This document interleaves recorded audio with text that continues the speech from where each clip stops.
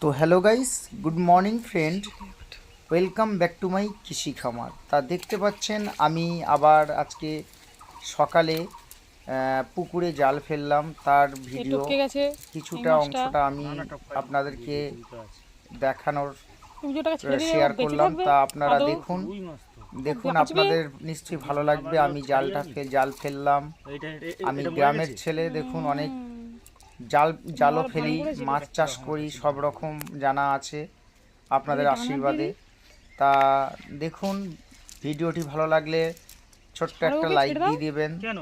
তাহলে কি করবো? আপনাদের সহযোগিতায় আমি আজকে আপনাদেরকে দেখানোর আজকে আমি সেই আনন্দটা পাই। আপনারা দেখলে আমি খুবই আনন্দ পাই। কি বদরুগা তা দেখবেন, বাবা, দেখুন আমি কিভাবে এইখানে এই পুকুরে আমি অজস্র সাদা মাছের চাষ আছে। অনেকটা কেটে দেবে, তাই ঠিক আছে? এবছর সাদা মাছের চাষ করব। আর কাতলা মাছ, একটা কাতলা 750 থেকে 1 যাই কেজি ডুবে যাবে, হবে না। ওজনের কাতলা আছে। তা জালটা না দিলে না, প্রচুর মাছ পাওয়া যায়। দেখুন আমি কিভাবে জাল ফেললাম, এই জালটা একটু জড়িয়ে গেছিলো, মানে তাও মাছ পড়েছে। আপনারা দেখবেন মাছটা, আমি এই জাল তুললে বুঝতে পারবেন কি কতটা বা কি কটা মাছ পড়েছে। তা বেশি জাল ফেলতে লাগে না, বুঝতে পারছেন, বড় এরিয়া পুকুর। তা এইটুখানি জালে কখনো হয় না। মাছের চাপটা কেমন আছে আপনারা বুঝতে পারছেন। জাল ফেললেই মাছ হয়ে যায়, 2 থেকে 3 বার জাল ফেললেই মাছ উঠে যায়। তা যদি জালটা না দেয় তাহলে কত পরিমাণে মাছ থাকতে পারে এই পুকুরে, তা আপনারা বুঝতে পারছেন। দেখুন আমি কোনোরকমভাবে জাল ফেললাম, তা দেখি কি উঠেছে। নিশ্চয়ই একটা দুটো আমি পাবো। দেখুন, ওই দেখুন, দেখেছেন। আর এইভাবে ফেলবেন, আর এইভাবে জাল ফেলা শিখবেন আপনাদেরও পুকুর থাকলে। আর একটা ফলি মাছ হয়েছে, বাচ্চা ফলি, দামি মাছ পেয়েছি। ফলি মাছটাই আপনি জন্মায়, বুঝতে পারছেন, তাই ফলি মাছটাও নিয়ে নিলাম। তা বন্ধুরা, ভিডিও ভালো লাগলে একটা লাইক দেবেন, আপনাদের কাছে অনুরোধ রইল। আর কিছুই চাই না, আপনাদের সহযোগিতায় আমার আজকে এইখানে আসা। তা আপনাদেরকে ভিডিও আমি করি আনন্দর সাথে। আপনারা যদি না দেখেন তাহলে আমার ভিডিও করাটা বৃথা হয়ে দাঁড়ায়। তা আপনারা যত সম্ভব দেখবেন, যতটা সময় নিয়ে দেখবেন আমার এই ভিডিওটা। তা আপনাদেরকে আনন্দ দেওয়াই আমার, আপনারা দেখবেন। দেখুন গ্রামের পরিবেশ কিভাবে কেমন হয়, তা আপনাদেরকে পুরোপুরি শেয়ার করলাম ভিডিওর মাধ্যমে। আর বেশি বড় ভিডিও করব না, আপনারা স্কিপ না করে পুরো ভিডিওটা দেখবেন।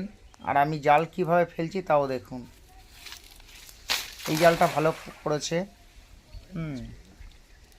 তা ওই জালেতে একটা শোল মাছও বেঁধেছিল, তা শোল মাছটা চলে গেছে, আমি বুঝতে পারিনি।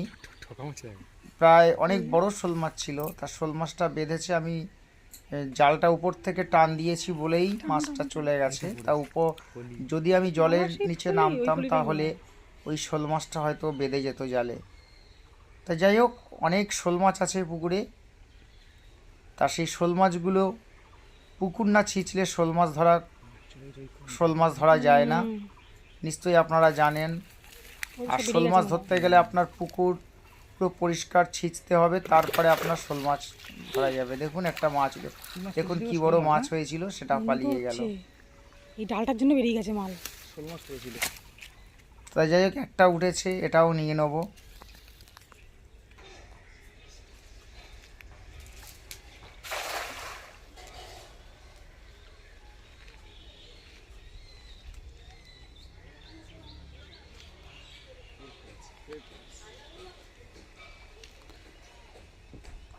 ঠিক আছে বন্ধুরা, আজকে আমি আপনাদেরকে আর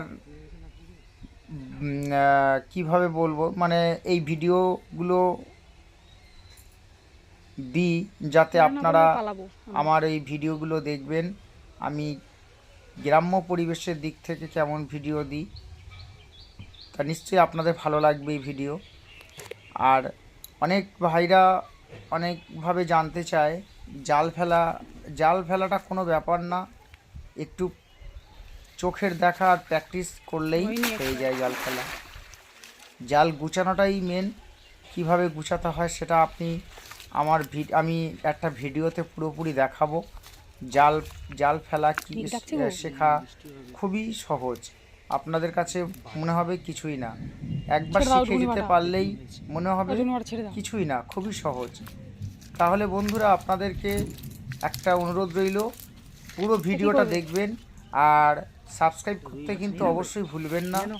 সাবস্ক্রাইব না করলে কিন্তু আমি খুবই কষ্ট পাই, আপনারাও সাবস্ক্রাইব করে রাখবেন আর পারলে একটা ছোট্ট লাইক দিয়ে রাখবেন, কারণ আমার আরও নতুনত্ব ভিডিও যখন ছাড়বো তখন আপনারা আমার ভিডিও প্রথমেই দেখতে হ্যালো। পাবেন।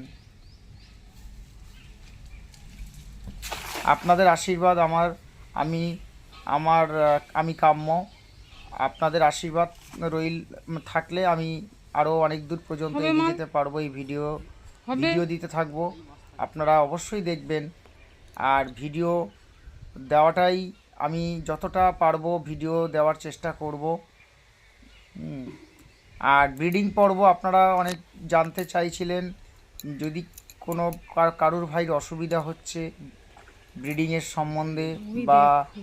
অবশ্যই আমার এই স্ক্রিনে দেওয়া নাম্বারে আটকে অবশ্যই যেও না। যোগাযোগ করবেন।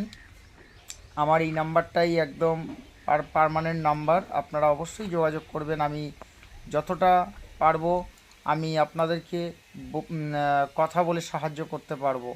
হয়তো সামনাসামনি গিয়ে সাহায্য করতে পারবো না, আমি কথা বলে বা যেমনি যতটা আপনাদের সুবিধা হবে সেইভাবেই আপনাদেরকে সাহায্য করতে পারবো। হয়নি তো?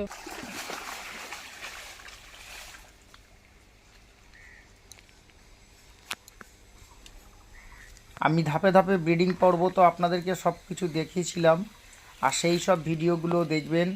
আশা করছি আপনাদের কোনো সমস্যা হয়নি বা হবেও না। আর আপনারা অবশ্যই আমার আমার সাথে যোগাযোগ রাখবেন। কোনো অসুবিধা হলে আমাকে কন্ট্যাক্ট নাম্বারে ফোন করবেন, আমি যথারীতি ফোনে কথা বলবো, অসুবিধা নেই।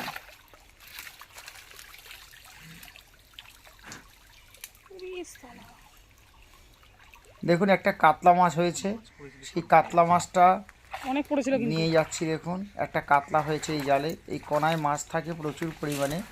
তা এইভাবে আমি ফেলেছি, কিন্তু এর মধ্যে পালা কাঠকুটার জন্য মাছগুলো অনেক মাছ পড়েছিল। তা এই ব্যাগটা তুমি এইভাবে নিয়ে যাবে না গো? কাঠকুটা থাকলে পুকুরে জাল ফেললে মাছ তো সবই বেরিয়ে যাবে।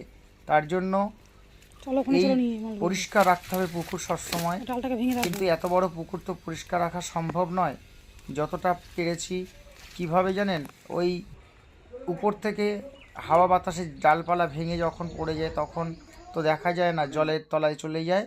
তখন এই জলের তলায় গেলে যখন জাল ফেলি তখন মাছ চলে যায়। তা সেক্ষেত্রে আপনারা পরিষ্কার যতটা পারবেন করে রাখার চেষ্টা করবেন।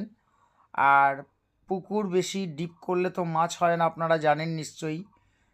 পুকুর যতটা মানে 6 ফিট থেকে 5.5 ফুট থেকে 6 ফিট এরকম হাইট জলের লেভেল থাকলে তাহলে মাছটা তাড়াতাড়ি বাড়ে এবং মাছের খাবারও দিতে সুবিধা। আর ডিপে হলে মাছে খাবার পায় না, অক্সিজেনেরও ঘাটতি হয়, অনেক রকমের সমস্যা হয়। আর বিশেষ করে সাদা মাছের চাষ আপনারা বুঝতে পারছেন খুবই সেনসিটিভ। সাদা মাছের একটু রোগ হলে সবই ক্ষতি হয়ে যায়। তা বড় বড়